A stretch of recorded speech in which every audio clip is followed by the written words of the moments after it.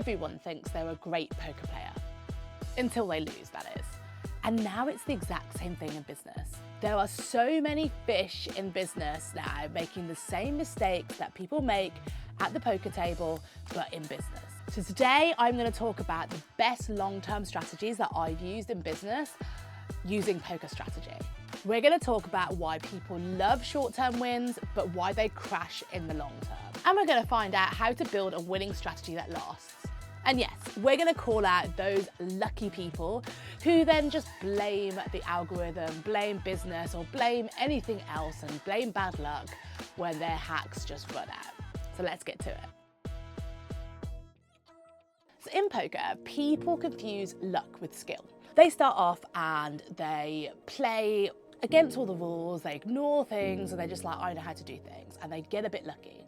They suddenly win big. And suddenly they think they're genius. They're like, oh, I can't believe I called him there. What a genius. And because they get rewarded by that pot due to luck, they then think they're absolutely brilliant at what they do. And people have the same confusion in business. They try all these viral hacks, they do all these templates and cheats, the prompts now in ChatGPT, they do all sorts of things. And once in a while, they'll get lucky. They'll hit the jackpot, they'll get paid for it, and people will fall for their tricks. But in the long run, they don't have any business strategy. There's this classic line in Rounders, which is basically every poker player's favorite movie, and Matt Damon says, "Here's the thing. If you can't spot the sucker in your first half hour at the table, then you are the sucker." And I think that that is exactly the same in business too, right? If you're looking around and you're thinking, like, I'm amazing at this, and you can't tell who's the noob in the room, then you're probably that noob, because experts can tell people who are new to business a mile off. They may have all the shiny things, they may have a personal brand, they may have all those fake success stories, they may have hundreds of thousands of followers, and they may have grand testimonials and everything they need to have fake social proof. But real business experts can tell this a mile off. So if you can't tell who's the sucker in business, then maybe you're the sucker. So most people lose because they want to win in the short run. And so in poker, this might mean playing every hand, just calling cards down in the hope that you might actually win something and you get lucky. But in the long run, you're destined to lose a lot of money if you do this. And especially if you stay at the same table with good poker players, they're gonna know that you're the fish and they're gonna take all your chips. And in business, it's the exact same thing. People join engagement pods, they put all these fake success stories, they have all these sort of cheats and hacks and everything to fake success. But in the long run, they're going to get found out and they're going to have no foundational knowledge in business. And so this is the exact same thing as poker. So we're here to learn the right business strategy, which is always for long term, to make sure that you build a business that lasts. So in poker, there are several strategies that you need to know to be able to master, and I feel like most of them are really transferable to business. So I'm gonna go through a few now just to compare and show you how you can use your poker strategy in business to get smart. And the first one I'm gonna start with is bankroll management. Now, you should never blow all your money in one hand, or even one tournament for starters. But you see so many people doing this, and they're just, like, the World Series of Poker actually has a $10,000 buy-in, and everyone wants to go there because it's really glamorous and it's like the tournament that everyone wants to go to every year. And it's basically just starting now. And so many people out there spending everything they've got, because it's not just a $10,000 buy-in, they have to have accommodation in Vegas, the flights over there, food, drink, everything. And people blow all their money just on this one opportunity because it's got like this $8 million prize up top. But are you really going to win that prize? Think about it. And sure, the great thing about poker is that there is luck involved, and anyone can kind of win. But obviously, why is it the same people that keep winning all the time? Because there is a lot of strategy and a lot of skill involved in that. Bankroll management is one of the key things around poker. And I think this is where poker gets a bad rap, because people don't know how to manage their bankroll. Now, pro poker players actually have a formula for this, and they teach you this right from the get-go, right? This is one of the first things they teach you. And they have a formula, basically, of what stakes you should play compared to how much money that you're willing to lose, essentially, is how you're supposed to calculate it, and how much you've got to spend on your poker tournaments. And it's the same in business. you should be calculating exactly what you're able to spend. But people see their bank account and they just spend what's in it. They go nuts on big marketing tactics. They just have these flashy campaigns. They do a massive content shoot because they want to look big and classy and cool online. They spend all their money in private members clubs. They go to events and they go abroad to live this lifestyle so they can portray it online or be next to these influencers so they feel like they are important. That is not good bankroll management. That is just a punt. Again, you're doing the same thing as in poker. Are you actually playing a long-term strategy or are you just gambling? So pot odds and expected value are basically two maths terms that we hear in poker. And essentially, the greatest poker players, they make decisions based on maths, not on emotion. So every call they make is determined on whether it's a sensible mathematical decision, not based on just emotion. And I know that when you look at movies and you see poker portrayed and you talk about how it's an emotional game, it's bluffing, it's psychological, yes, we absolutely do play the player sometimes other than in the game, but it's still based on maths. So this positive EV, which is positive expected value, is essentially whether you're going to be gaining in the long run. So in poker, you could make a decision in that moment, and yes, you could lose. But if you kept on making that decision over and over again in that same spot, over time, you will win. And as long as you're doing a positive expected value, then that's the right decision. But obviously, it's not easy to make that right decision when you keep losing and when sometimes those losses are big and it's a lot of money. So sometimes people make decisions based on emotion because they don't want to do the right thing because it's a difficult decision. And so this is where the long-term strategy has to come in, because if you consistently make those right decisions, you will get paid with time. But most people are looking for those short-term gains, and that's where these things don't make sense.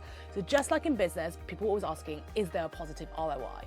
So are you going to make this decision over and over again and it will pay off in the future? And we hear these buzzwords like consistency thrown around because if you do consistently show up and do the right thing over and over again, you have to believe that it will pay off in time. But obviously, making shady decisions and unethical decisions just for the quick win, it might pay off occasionally, but it's not going to work for you in the long run. So there's this thing in poker called tilt, and essentially it's where you go on this emotional roller coaster when you make a bad decision. And it doesn't have to be a bad decision, actually it could be bad luck, because there's different types of tilt. There's mistake tilt, and there's just like, so tilt is basically where you are angry, you're pissed off, you are upset, you're just consistently in your head and you're just beating yourself up and you're just in this low point where you're just going to make snap bad decisions because you're doing it and reacting on emotion. Now, you've probably seen that so many times where people's just lost a hand and they take that emotion into the next hand and then play emotionally and make all the wrong decisions.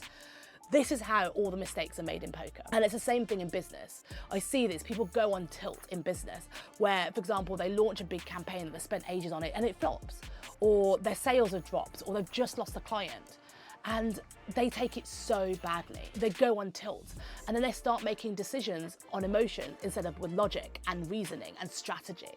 And that's where it all goes wrong. So you need to regulate your emotions and avoid tilt at all costs. And it's much easier said than done, but recognizing that you're on tilt and understanding the signs of it and what triggers you is the first step.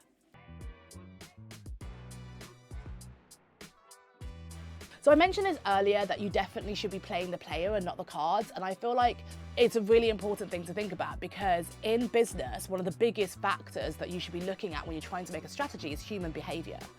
And I think that this is where loads of underdogs do really well, right? People love an underdog story, but think about it. They're going to be dealt a worse hand, but somehow they still come out on top. How? Because they look at the market, they look at the consumers, they look at the competitors, and they make a business strategy based on them and the way they act. So it's all about human behavior. They're not playing their hand, they're playing the player. I think that's so important. And so in poker, it's the same sort of thing. You might be dealt a terrible hand, but you play it in the way that affects your opponent, because at the end of the day, you're playing against them. And so they don't know what you've got in your hand. So you don't play the cards that you've been dealt, you play against the player. And so I think that's really important that people need to know this, because they might be sitting there thinking, oh, I don't have enough money as them, I don't have the right contacts. It doesn't matter. You play based on human behavior, which is why you absolutely need to know who your target audience are. You absolutely need to understand your market, and you need to understand your competitors. If you don't, that's the first place you should go to. So those are 4 amazing poker strategies that you need to understand in poker to get good. But I think that all 4 of them apply to business. And this is why I think long-term strategy is the best. So let's summarize those again. It's like protecting your bankroll. I always feel that like people don't manage money well enough as entrepreneurs. They're visionaries quite often and not necessarily financial people. But when it comes to managing your bankroll, you should always have at least 3 months run rate in your bank account. So if you're running under 3 months worth of outgoings, or whether it's overhead, staff, marketing spend, and you should know your monthly budget, you should have 3 months of that to feel secure in your business. Some people I know have 6 months, 12 months all the time. It depends how risk averse you are. But I believe that this is a really safe thing to do so that you can manage your money properly and you can make sound decisions, because when things start to get low, you make shady decisions sometimes when you're feeling a bit desperate or under pressure. So in order to avoid that, same as in poker, right? People do that when it comes down to having fewer chips. They're like, oh, better risk it. So you don't want to end up in that situation. So bankroll management is absolutely essential. So you absolutely need to know your EV in business as well, or ROI, but EV, because every decision has to have positive EV. Are you contributing to your long-term strategy, or are you just gambling for a quick hit? And remember, tilt, you absolutely need to avoid emotional decision making. Think like a poker pro would do. Avoid that tilt, understand where your emotions lie, and make sure that you don't just spiral off when you've had a bad month. Try to come back to logical decisions. Take some time off if you need to. Poker players do this. They go for a walk, they miss a couple of hands, they just go recenter. Take some time off your business. Have a break. Just try not to make emotional decisions. So remember to also study your opponents and your market. So don't just play your own hand. Don't just concentrate on your own hand, which is in business, your offer. Don't just look at what you're offering as a product or service.